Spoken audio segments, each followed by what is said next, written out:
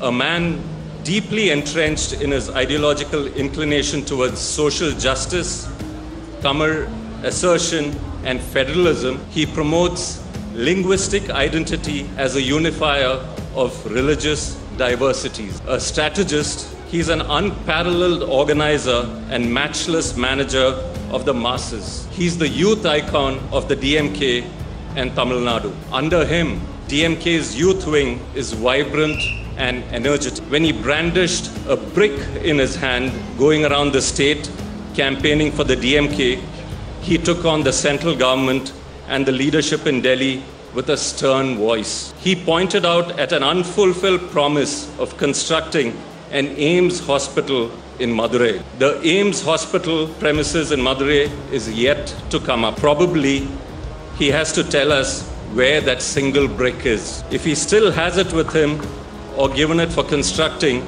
the AIIMS hospital in Madurai. We at Malayalam Manorama are delightful and thankful to Thiru Udhayanidhi Stalin for specially joining us at Hortus, and he will talk today about the literary and linguistic ethos in Dravidian politics.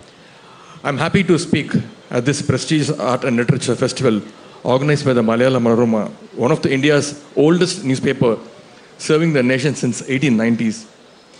Even though I'm outside Tamil Nadu now, I don't feel like being away from home. Looking at all of you, I feel like being at a place that is as close as and welcoming as my own home. அந்த அளவிற்கு ஒரு அன்பையும் வரவேற்பையும் கேரள மண்ணில் நீங்கள் இன்று எனக்கு அளித்திருக்கின்றீர்கள். As there are too many sessions and several distinguished speakers I have to address you, I want to make my speech as short as possible. I feel honored to speak on the topic literary and linguistic ethos in Dravidian politics, as it is a subject at the heart of Tamil Nadu's identity and history. The Dravidian political movement in Tamil Nadu, known for its strong linguistic and cultural pride, has held long the literature and language as its foundation pillars. This fusion of literary, linguistic, and political ethos created a powerful identity that profoundly shaped Tamil Nadu's social and political landscape. The cultural, political, and linguistic ties between Tamil Nadu and Kerala go back a long way. When it comes to literature, language, and politics, both states have a lot in common.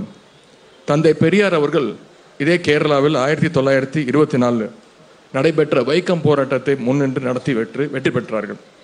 அதேபோல் கேரளாவில் பிறந்த திரு TM Nair அவர்கள் தான் தமிழ்நாட்டில் நீதி கட்சியின் தொடக்க புள்ளியாக இருந்த தென்னிந்திய நல உரிமை சங்கத்தை ஆரம்பித்தாங்க.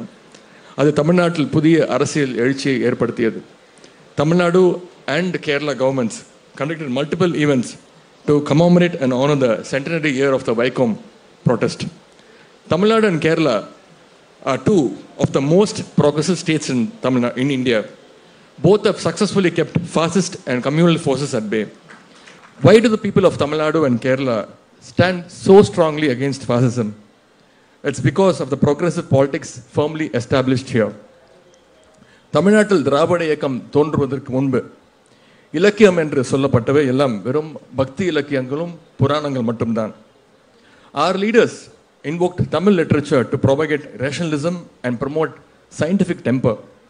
Leaders like Anna and Kalaignar popularized Tamil literature that was rooted in human life and popular culture, like Tirukkural, Silappadigaram, Purananuru, and Dolgapiyam among the people. To understand that ethos, we have to travel back to the early 20th century. The self-respect movement, the forerunner of the Dravidian movement, rose to resist what it saw as cultural and linguistic domination. The Dravidian movement placed Tamil as the core of its identity. Tamil wasn't seen merely as a medium of communication, but as a voice of a community seeking recognition, dignity, and independence from the Hindi imposition. The push to make Hindi the official language during the 1930s and later in the 1960s stimulated the Dravidian movement as it was perceived as an existential threat to Tamil culture and linguistic identity. The Dravidian movement recognized the potential of literature to serve as both a cultural force and a vehicle of social change. Certainly, Periyar's writings, manifestos, and editorials condemned caste-based oppression, male-dominant practices, rigid social structures. he voiced for the self-respect for everybody. Our leaders harnessed literature as a tool to connect with the masses. Pereringar Anna and Dr. Kalangar's speeches, infused with literary references, poetry, and wit, made the political philosophy of the Dravidian movement easily understandable to all the masses. Our leaders' work echoed the Dravidian movement's core values of equality, rationalism, and anti-religious beliefs. The impact of this literary and linguistic ethos on social endures today and reflects in Tamil Nadu's language policies, cultural festivals, and educational curricula that preserve the unique Tamil identity. Even today, the pride in Tamil language and literature fuels policies and discussions about the state autonomy and cultural excellence. Earlier, Tamil Nadu's stand of linguistic insubordination had been seen as a divisive by the nationalists of that era. They thought our opposition to the Hindi imposition would eventually lead to the nation's disunity.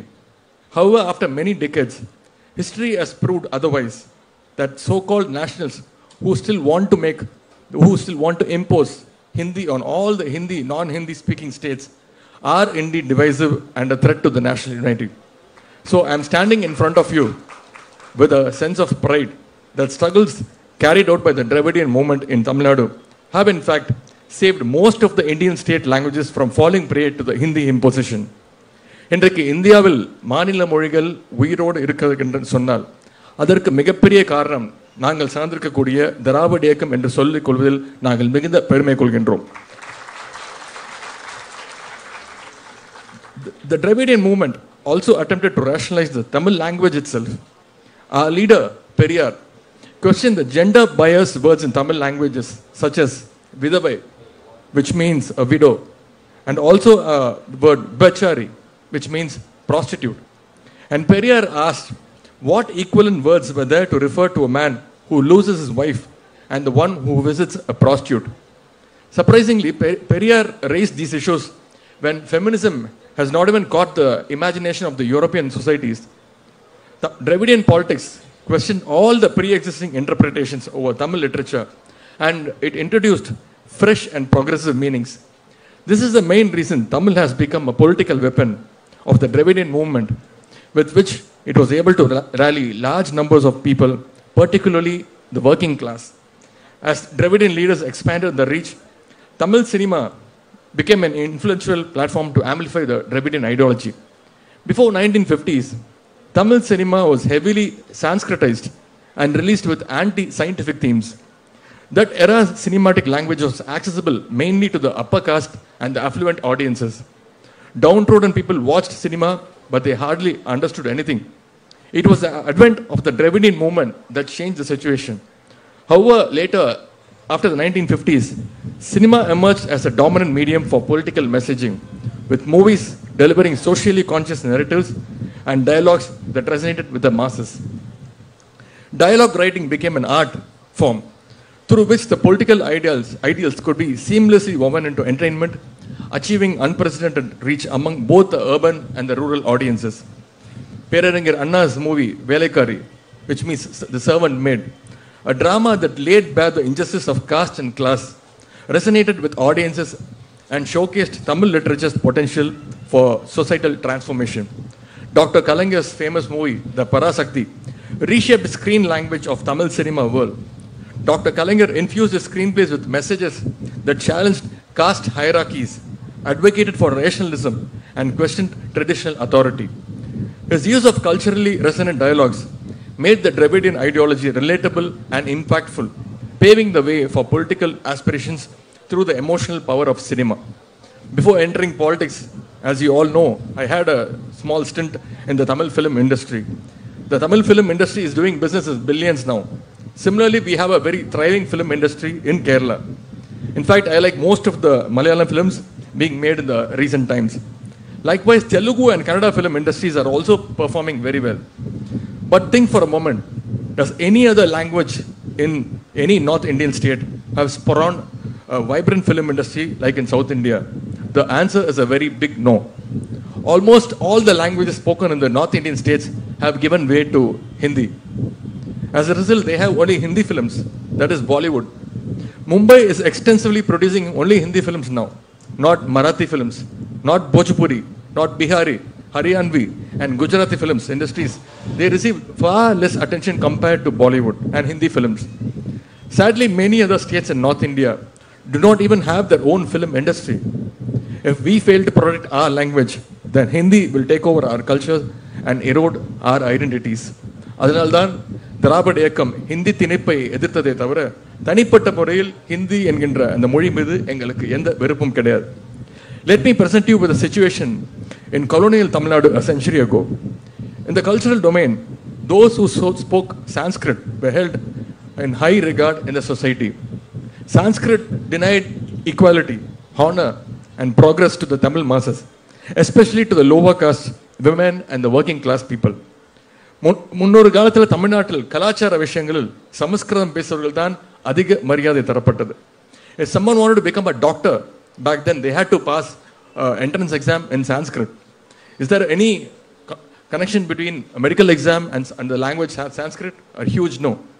Just like NEET today prevents students from the rural, backward and marginalized backgrounds, Sanskrit was once used as a barrier to keep many from studying medicine. It was the Justice Party that eventually removed this mandatory Sanskrit requirement for the medical admissions. In the 1920s, a Sanskrit professor at a Madras University received a monthly salary of rupees 200, while a professor in a Tamil department earned a salary of rupees 70 per month. I think you people might very well know which community would have benefited out of Sanskrit. A significant aspect of the Dravidian movement was its emphasis on the linguistic purity, or it's called a Tani Tamil Iyakam, a pure Tamil movement, which aimed to eliminate Sanskrit influences from Tamil.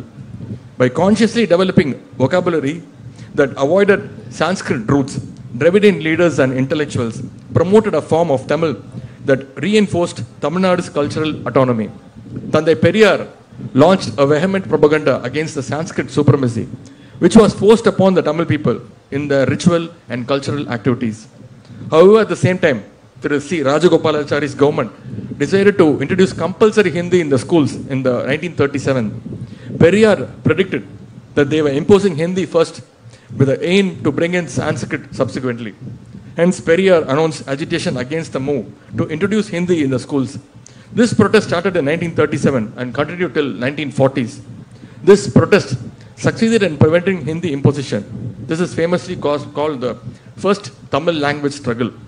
தமிழ்நாட்டில் ஹிந்தி தீர்ப்புக்கு எதிராக 100க்கும் அதிகமானவர்கள் தங்களுடைய இன்னுயிரை நீத்தார்கள்.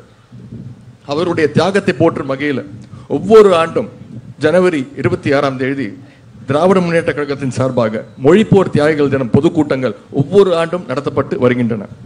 மொழிப்போர் தியாகிகள் நினைவாக மணிமண்டங்கள் கழக அரசு கட்டியுள்ளது.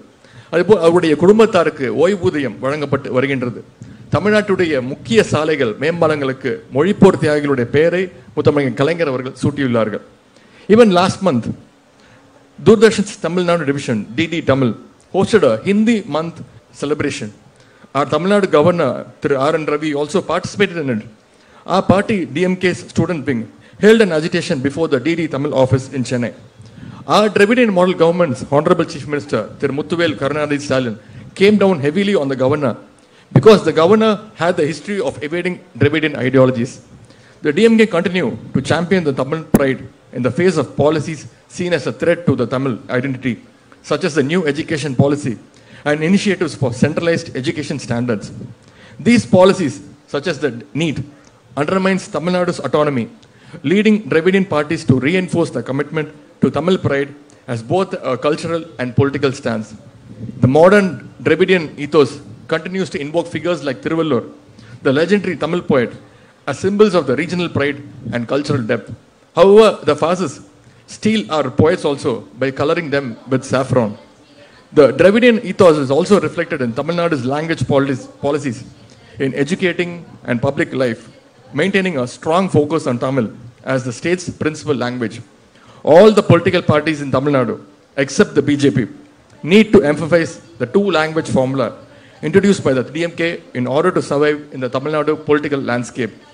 You may remember the Tamil Nadu Governor R. N. Ravi refusing to read the word Tamil Nadu in the state assembly, and instead he used the word Tamilagam. However, our Honorable Chief Minister, he boldly passed a resolution inside the Assembly, rejecting what was read by the Governor and accepting what was originally written in the speech prepared by the Tamil Nadu government. This sentiment, this emotional bond with our language, literary works, will continue forever. The states of Kerala and Tamil Nadu have a deep love towards our culture. We both of us, face a threat from the BJP, which is trying to impose its vision of one nation, one election, one culture, one language, one food, one dress code, and one religion on us and all other Indian states. Let us join hands and stand together to protect our languages, our cultures, and our literature from all the states in India, especially from the fascist force of the BJP.